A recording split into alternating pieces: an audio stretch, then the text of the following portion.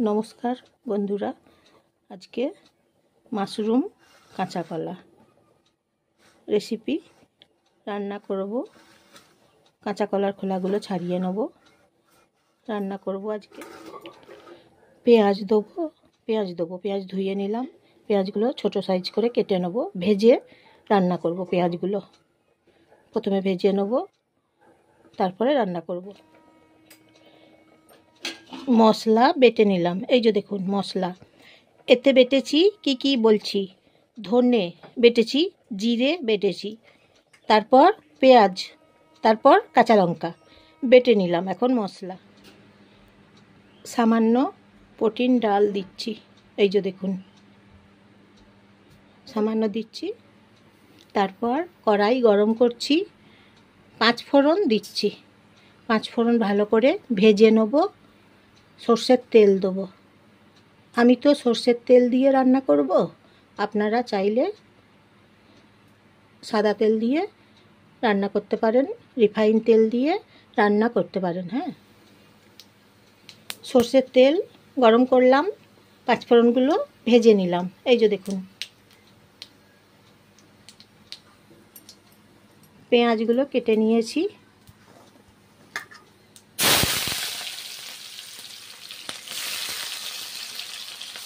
পেঁয়াজগুলো ভেজে নিচ্ছি।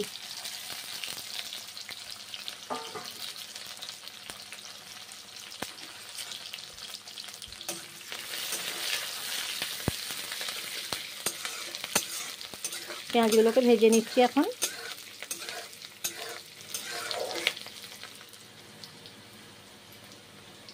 মাশরুমগুলো ভেজে নিচ্ছি, ছেড়ে দিচ্ছি মাশরুমগুলো গরম তেলে।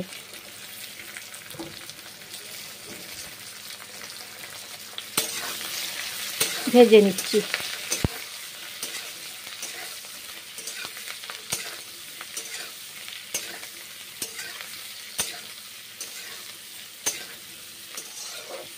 ভেজে নিয়ে তারপরে অন্য পাত্রে রেখে দেবো, তুলে রেখে দেবো। মশলা ভালো করে কষে নেব। মশলা কষে নেব, বেটে রেখেছি মশলা, আলাদা করে মশলা কষে নিচ্ছি। ভাজা ওগুলো ভেজে তুলে রেখে দিয়েছি। হ্যাঁ,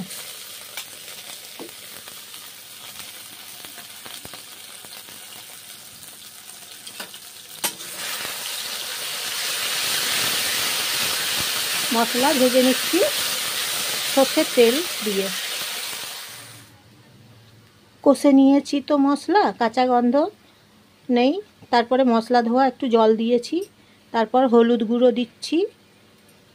কাঁচা গন্ধ নেই, যতক্ষণ কাঁচা গন্ধ থাকবে ততক্ষণ মশলা কষে নিতে হবে। তারপর লবণ দিচ্ছি স্বাদ মতো, আন্দাজ মতন।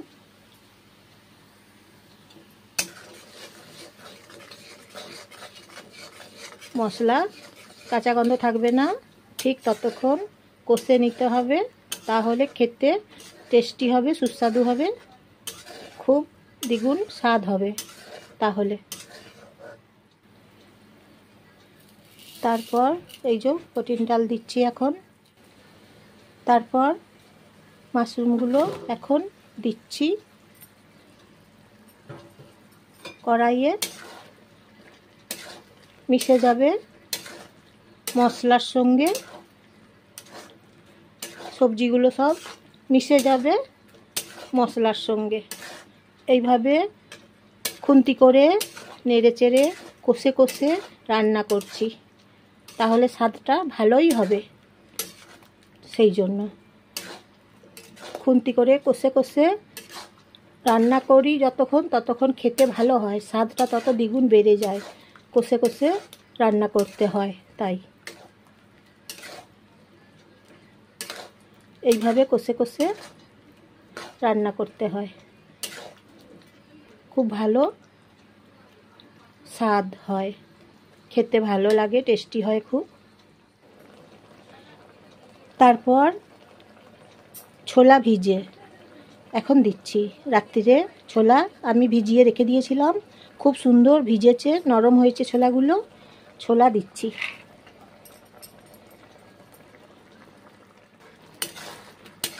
এইভাবে রান্না করছি, টেস্টি রান্না, একদম ফাটাফাটি। তারপর নমস্কার নেবেন জয়ার রান্নাঘর থেকে। আমি জয়া, আপনারা সবাই বন্ধুরা, আপনারা হচ্ছেন আমার পরিবার, আমাদের তো পরিবার আপনারা, তাই নমস্কার নেবেন সবাই। একটা লাইক করে দেবেন, হ্যাঁ, একটা সাবস্ক্রাইব করে দেবেন, হ্যাঁ। তারপর শেয়ার করে দেবেন, আপনাদের সব বন্ধুদের সবাইকে শেয়ার করে দেবেন। বলবেন কমেন্ট করে আজকের তরকারি রেসিপি কেমন হয়েছে।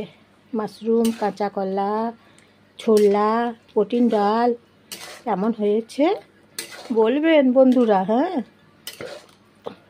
এইভাবে খেয়ে দেখুন, খুব ভালো প্রোটিন তরকারি, তারপর সুস্বাদু তরকারি। তারপর এখন প্রেসার কুকারে চাপিয়ে নিচ্ছি, 2 মিনিট চাপিয়ে নিচ্ছি। হয়ে গেছে তরকারি বন্ধুরা, দেখুন হয়ে গেছে। খেতে খুব সুন্দর এই তরকারি, প্রোটিন তরকারি। একবার খেয়ে দেখুন, খুব সুন্দর খেতে। হয়ে গেছে তরকারি, একটা অন্য পাত্রে এখন রেখে দিলাম। এই যে দেখুন বন্ধুরা, প্রোটিন তরকারি, খেয়ে দেখুন।